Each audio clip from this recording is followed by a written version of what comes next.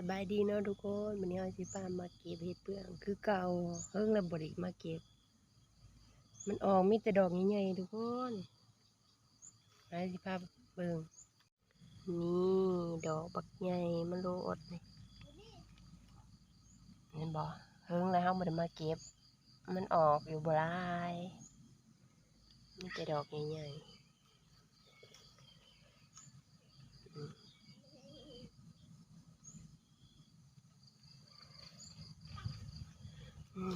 อยู่นี่ก็มีโอ้ยไอ้หยังได้กินมันตัวนี้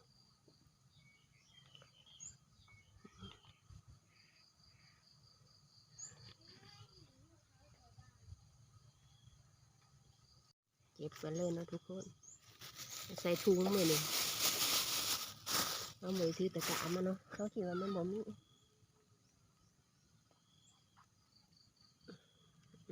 เอาไปตัดเอาเลย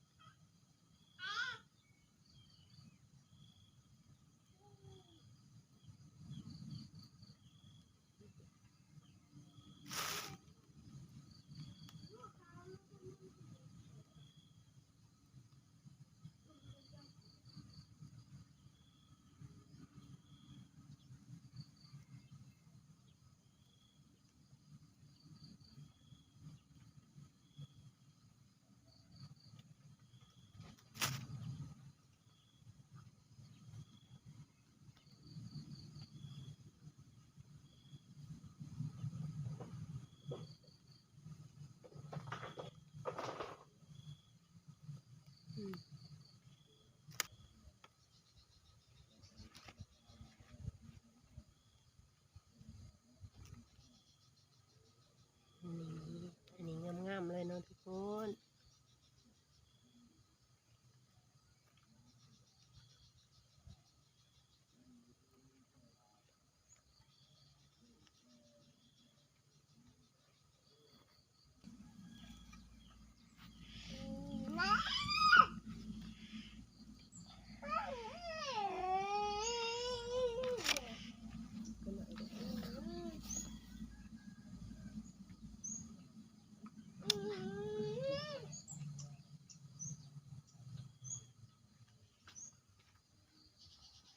นี่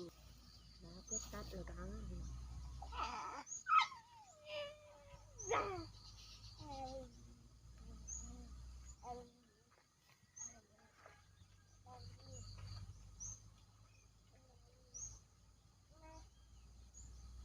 นี่กดตัดแล้วก็นี่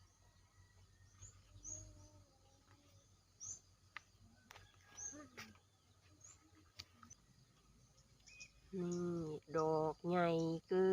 น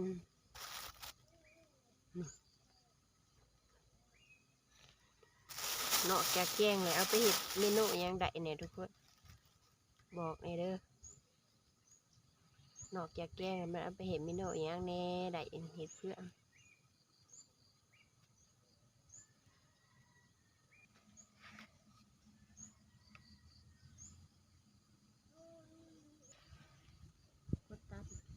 นี่เขาก็เก็บแล้วทุกคนได้พอได้แกง